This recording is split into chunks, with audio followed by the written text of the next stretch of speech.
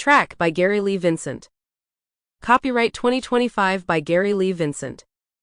Audiobook, copyright 2025 by Burning Bulb Publishing. Publisher's note: this book is a work of fiction. Names, characters, places, and incidents are either the product of the author's imagination or are used fictitiously, and any resemblance to actual persons, living or dead, events or locales is purely coincidental. Dedicated to my daughter, Amber. Part 1. The Fall. Chapter 1. Thompson Middle School stood on Johnson Avenue in Bridgeport, West Virginia. The middle school was actually one of a set of three. The Thompson Elementary School stood opposite it across the road, while the similarly named high school was right next door.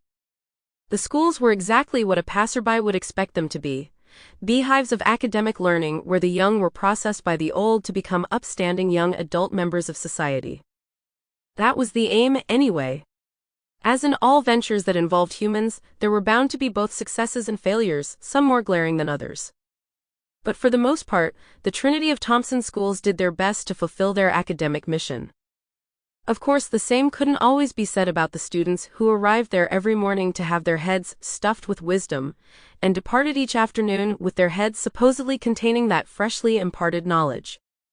But children being what they were, there were always going to be kid-made disasters occurring. Chapter 2. Wednesday morning. Okay, honey, have a nice day at school, David Harris told his daughter Jess as he dropped her off at Thompson Middle School that morning. Okay, Dad. 12-year-old Jess Harris undid her seatbelt and then leaned over and kissed him on the cheek. But she did it self-consciously, and only because she knew her father expected her to. Kissing one's parents on the cheek was something kids did, for heaven's sake. Most mornings, Jess cringed while performing the daily ritual, but this morning no one was watching her.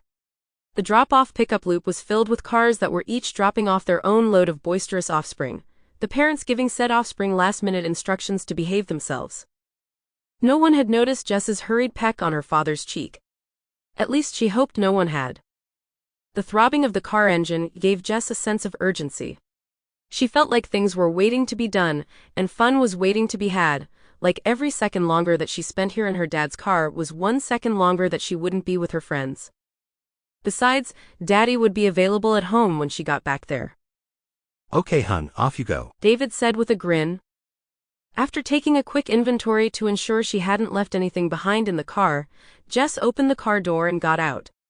She shut the door, turned, and waved back at her father. Bye, Dad. Okay, see you in the afternoon. Sample complete. Ready to continue?